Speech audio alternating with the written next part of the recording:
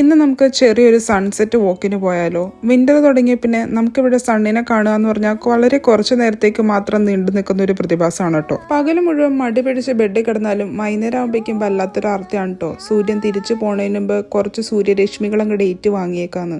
ഇന്ന് ടെമ്പറേച്ചർ 6 ഡിഗ്രിയാണ്. Feels like 2 degree എന്നാണ് ഗൂഗിൾ അമ്മച്ച് പറയുന്നത്. എന്തായാലും താടീന്റെ അറ്റവും ചെവിയുടെ അറ്റവും ഒക്കെ നല്ലപോലെ ഒരു ഫ്രോസൺ ഫീലിംഗ് വരുന്നുണ്ട് കേട്ടോ. If you don't have anyone to come with you for a walk, go alone for that walk എന്ന കടുത്ത മോട്ടിവേഷനൊക്കെ ഇംഗ്ലീഷിൽ എനിക്ക് തന്നെ കൊടുത്തിട്ടാണ് ഞാൻ ഈ നടപ്പ് നടക്കുന്നത്. എന്തായാലും ആ നടത്തം വെറുത്തായിരുന്നു കേട്ടോ. കളർഫുൾ സ്കൈ ഒക്കെ കണ്ട്. പക്ഷെ ഒരേ ഒരു പ്രശ്നം എന്ന് പറഞ്ഞിട്ടുണ്ടെങ്കിൽ സൺസെറ്റിന്റെ ഓപ്പോസിറ്റ് ഡയറക്ഷനിലായിരുന്നു നമ്മൾ നടന്നുകൊണ്ടിരുന്നത്. ആ സത്യം ഞാൻ മനസ്സിലാക്കി വന്നപ്പോഴേക്കും അന്ന് ആ സണ്ണിനെ ഫേസ് ചെയ്ത് നടക്കാമെന്ന് വിചാരിച്ചപ്പോഴേക്കും സണ്ണിന്റെ വഴിക്ക് പോയിട്ടുണ്ടായിരുന്നു കേട്ടോ. പകല് വെറുതെ ഇരുന്നപ്പോൾ സമയം കളയാനായിട്ട് നമ്മുടെ ഡ്യൂഡ് മൂവി കണ്ടായിരുന്നു കേട്ടോ. കണ്ടു കഴിഞ്ഞപ്പോൾ എനിക്ക് തോന്നി നമ്മുടെ ഒരു ഇന്ത്യൻ ബാക്ക്ഗ്രൗണ്ടിൽ ഇപ്പോഴും വളരെ പ്രസക്തമായിട്ടുള്ള ഒരു ടോപ്പിക്കാണ് മൂവിയുടെ തീം. കാസ്റ്റും റിലീജിയനും ഒക്കെ തന്നെ. ഇപ്പൊ നമ്മുടെ ചോയ്സസിന്റെ ഫ്രീഡത്തിന് വേണ്ടി നമ്മൾ ഫൈറ്റ് ചെയ്യുന്ന ഒരു ഫൈറ്റ് ചെയ്യലുണ്ടല്ലോ. നമുക്ക് ഇഷ്ടമുള്ള ഡ്രസ്സ് ധരിക്കാനുള്ള ഫ്രീഡം, നമ്മുടെ പാർട്ട്ണറെ തിരഞ്ഞെടുക്കാനുള്ള നമ്മുടെ ഫ്രീഡം, അങ്ങനത്തെ ഫൈറ്റ് ചെയ്യലിന്റെ പ്രതിഫലം ഒരുപക്ഷെ നെക്സ്റ്റ് ജനറേഷൻ അനുഭവിക്കായിരിക്കും അല്ലേ.